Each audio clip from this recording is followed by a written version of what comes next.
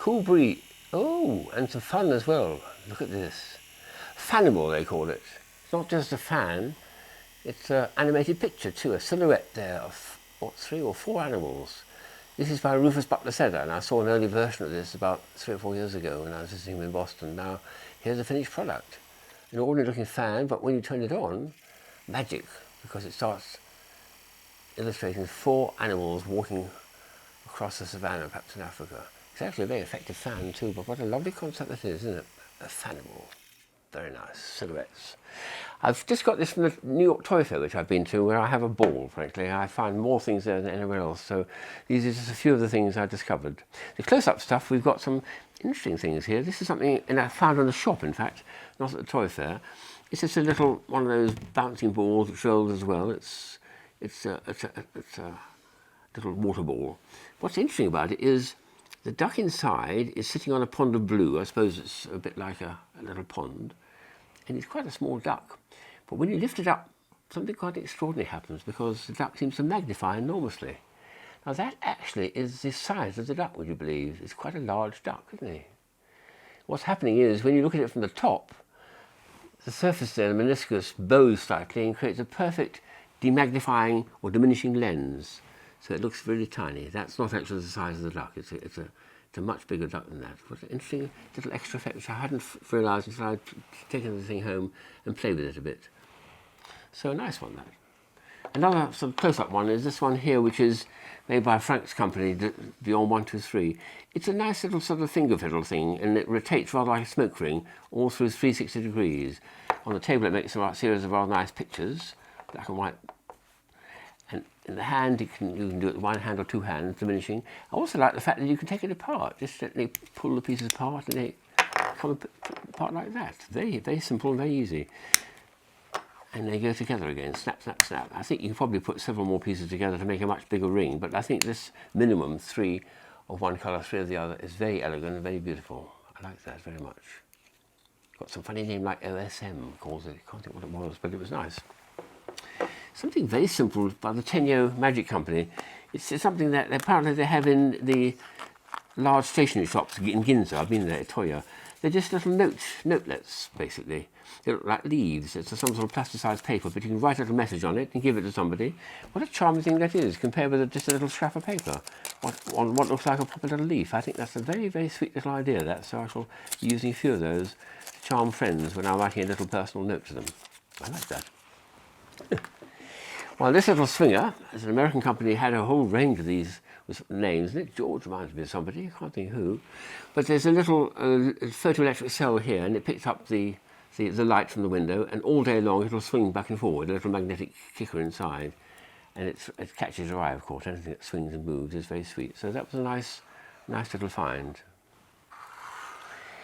And here's a proper Tenyo Magic trick. The Tenyo Magic Company have been charming the world for the last 20 years, I think it is. It's what they call a missing area paradox. It's a clever new take on something I'd never seen before, because I know this type of thing very well. You're asked to find a way of getting these 2 pieces into the frame. How can you do that? Solid frame, pieces? Well, you simply put the pieces in. That piece goes there, and this piece goes there, and that piece is going to go up there, and this piece is going to go down at the bottom here. No, that will go in between, I think, probably. And now we've got space. Oh no, that's got to go at the bottom, that's right. And now, would you believe we've got space at the top here for all these pieces? I can't believe it. Well, this is magic, isn't it? So a solid frame, and still a solid frame, and all the pieces, with the 2 extra pieces, somehow fit in. How can that be? Well, that's magic for you. There's a number of construction companies coming up with a very clever design, which I've shown this before, but this is new to me, this version of it. They're little neodymium magnets which can move around, and so the north and south can come together, and however you turn this, it'll attract. Well, here's another version which I hadn't seen before. It's little cylinders of neodymium iron boron there in the corners, and they can rotate round so that each time however you introduce them to each other, they're always turning around and facing each other and attracting. They can't repel. Very nice, and they make a number of different shapes with different shaped pieces for creating construction toys. That's a very, very nice concept. I like that very well.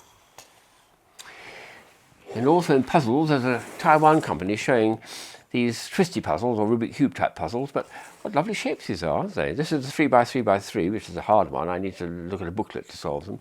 And that's a 2x2. You just return them like that and you get it thoroughly muddled up. And I daren't do too much of that because I do find the normal 3x3 very hard to solve, but it's a nice concept. This one I'm a little less bothered about because I can actually solve, or I've learned to solve the 2x2x2, but even so you can get it nicely muddled up and you've got a very strange looking house there arranged just by moving the pieces around. So I'm going to have a bit of fun learning how to do that. Now there's a Japanese shop which I like looking into just off Broadway, and this is something which I hadn't seen before. It's a mother cat in the summer in a hammock enjoying herself, and here's the little kittens.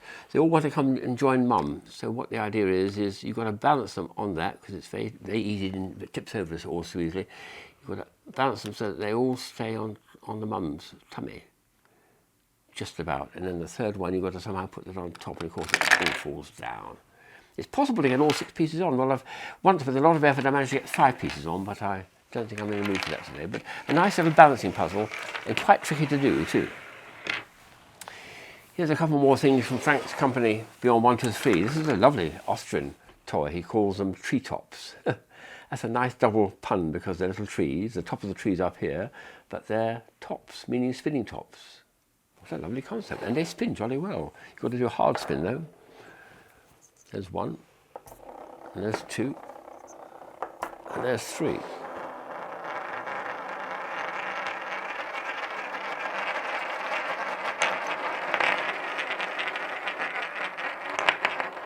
Fantastic. Oh, chaos, chaos, chaos. When you're finished, you put them back on the tree trunk. What a charming idea that is, isn't it? Treetops, what a nice name too. I do like it.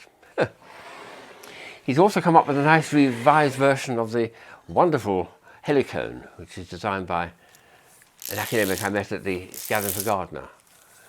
But the original one was in wood. This is plastic, lovely shapes, and it creates that lovely spiral in one case. Or this one here is a perfect example of acacia leaves distributing themselves with what's called the golden angle, so they all have the best chance of getting some sunlight. And you just flip between the 2 states, this one to that one. And when you're finished, you put it on the base.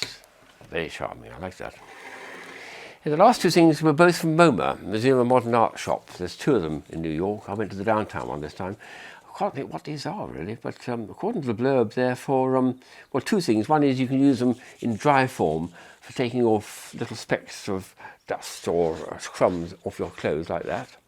Or you put them into water and they're used for abrasion with washing up liquid to get rid of stains in cups and saucers and cutlery and things as well. Little sponges, but these tiny little spikes in them are very soft and very malleable and rather fun to feel actually.